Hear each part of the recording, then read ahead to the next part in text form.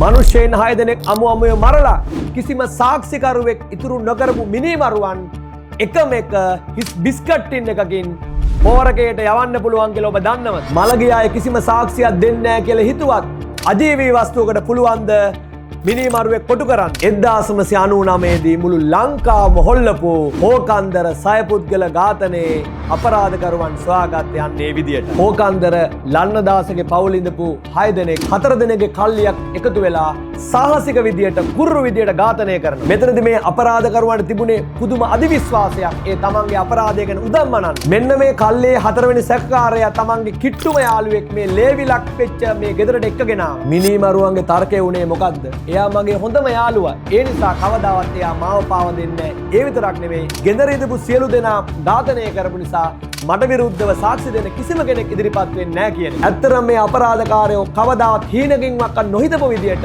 මෙන්න මේ යාළුවා පොලිසියට ගිහිල්ලා මේ හැමදේම වමරන්න ගත්තා. දැන් මෙතනදි තමයි නීතියේ තර්කය හරස් වෙන්නේ. මෙන්න මේ සාක්ෂිකරුවත් මේ අපරාධය තමන්ගේ ඇස් දෙකෙන් දැකලා වක්‍රාකාරව මේ අපරාධයට සම්බන්ධ වුණු කෙනෙක්. නීතියේ තර්කයට අනුව අපරාධකරුගේ එක සාක්ෂියක් මත පදනම් වෙලා කෙනෙක් එල්ලුම් ගහට යවන්න කිසිම හැකියාවක් නැහැ. මොකද දන්නවද ඔහුව Tamanම බේරෙන්න අනිත් අයට මේ අපරාධ වක්කීම් පවරනවා ඉන්න පුළුවන්. ඒ නිසා මේ සාක්ෂිකරු කියන කතාව ඇත්තක් කියලා ඔප්පු කරන්න අනිවාර්යෙන් අපරාධ විද්‍යාවට අනුව අනියම් සාක්ෂි එහෙම නැත්නම් පරිවේශනීය සාක්ෂියක් අනිවාර්යෙන්ම ඕන. මෙන්න මෙහෙම මේ අනියම් හේවත් පරිවේශනීය සාක්ෂි හොයනකොට තමයි අධිකරණ විද්‍යාව තමන්ගේ බලය පෙන්වන්න. මෙන්න මේ අපරාධයේ විමර්ශනය කරපු අපරාධ විමර්ශකයන්ට හොයාගන්න පුළුවන් වෙනවා මේ නිවසේ මේසුඩ තිබිච්ච එකම එක හිස් බිස්කට් ටින් එකක්. මෙන්න මේ බිස්කට් ටින් එකේ සූක්ෂම විදියට සටහන් වෙලා තිබුණු එකම එක ඇඟිලි සලකුණක් හොයාගන්න අපරාධ විමර්ශකයන්ට පුළුවන් වුණා. මෙන්න මේ අපරාධ විමර්ශනය කරපු අපරාධ විමර්ශකයන්ට පුළුවන් වුණා හොයාගන්න මේ බිස්කට් ටින් එකේ තිබිච්ච ඇඟිලි සලකුණු 100%ක් ගැලපෙන්නේ මේ ප්‍රධාන සැකකාරයාගේ ඇඟිලි සලකුණු වලට කියලා. ඒ විතරක් නෙවෙයි මේ සැකකාරයාගේ කමිසවල තිබිලා ලේ පැල්ලම් කීපයක් හොයාගත්තා.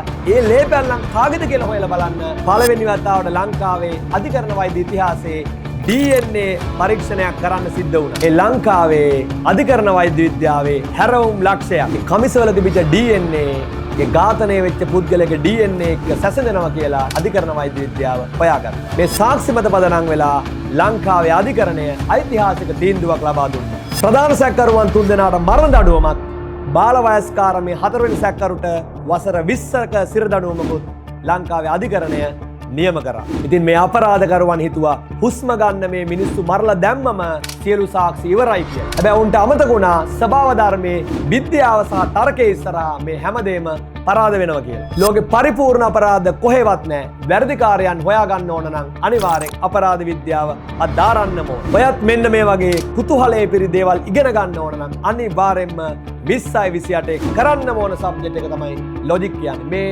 අනාගත නීතිඥයින්ගේ වර්තමාන නවාතන මම සමීර එදිරිසිංහ. අනාගත නීතිඥයින්ගේ වර්තමාන නවාතන මැජික් නොවූ ලොජික් සමීර එදිරිසිංහ.